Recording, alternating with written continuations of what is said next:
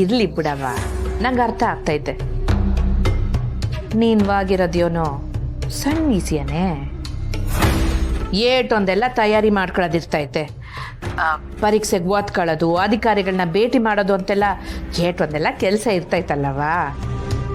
ಈಗಲೂ ಆಟಯ್ಯ, ನೀನು ಫೋನ್ ತೆಗಿತೀಯೋ ಇಲ್ವೋ ಅಂತ ಅನ್ಕಂಡೆ ಫೋನ್ ಮಾಡಿದೆ. ಅಯ್ಯೋ ಹಾಗೇನಿಲ್ಲ ಅತ್ತೆ, ನಾಳೆಗೆಲ್ಲ ಒಂದು ಸ್ವಲ್ಪ ಚೆಕ್ ಮಾಡ್ಕೋತಿದ್ದೆ ಅಷ್ಟೆ.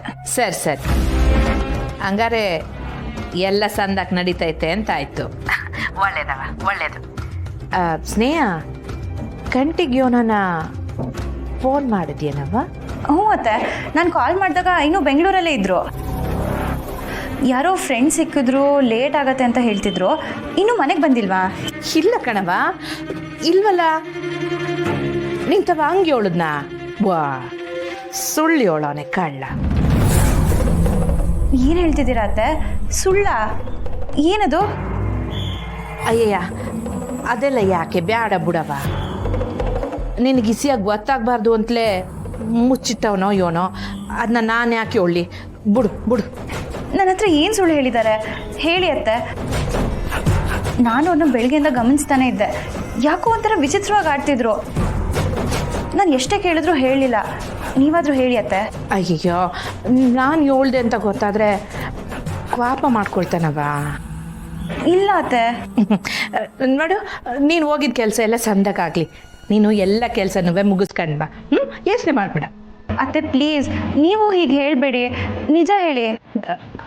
ಅಲ್ಲ ಸ್ನೇಹ, ಅದು ಅತ್ತೆ ನಿಮಗೆ ನನ್ನ ಮೇಲೆ ಆಣೆ.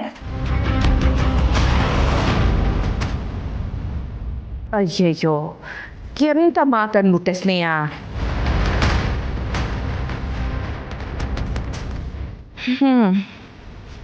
ನೀನು ನೀಟೊಂದು ಕೇಳ್ಕೊಂಡಾಕು ನಾನು ಹೇಳ್ದಿರಕ್ಕಾಯ್ತದ? ಕಂಟಿ ಇನ್ನು ಮನೆಗೆ ಬಂದಿಲ್ಲ ಕಣವ. ಅವನು ಯಾರೋ ಫ್ರೆಂಡನ್ನು ನೋಡೋಕ್ಕೋ ಇನ್ನೇನಕ್ಕೋ ಬೆಂಗಳೂರಿನಾಗ ಉಳ್ಕೊಂಡಿಲ್ಲ ಕಣವ. ಅವನು ನಿಮ್ಮ ಅವ್ವನ ಹುಡುಕ್ಬೇಕು ಅಂತಲೇ ಬೆಂಗಳೂರಿನಾಗ ಅವನೇ. ಏನು ಅವನ ಹುಡ್ಕೊಂಡ?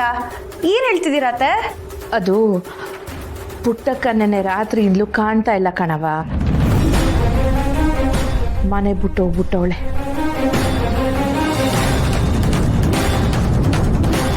ಸಾನ ಇನ್ನೂ ಬದುಕವಳೆ ಅಂತ ಅನ್ಕೊಂಡು ಪುಟ್ಟಕ್ಕ ಅವಳನ್ನ ಹುಡ್ಕಕ್ಕೆ ಅಂತ ಬೆಂಗಳೂರಿಗೆ ಹೋಗ್ಬಿಟ್ಟವಳಂತೆ. ಪುಟ್ಟಕ್ಕನ ಮುಡ್ಕೊಂಡು ಕಂಟಿನ್ಯೂ ಅಲ್ಲೇ ಅವನೇ. ಪಾಪ ಪುಟ್ಟಕ್ಕ.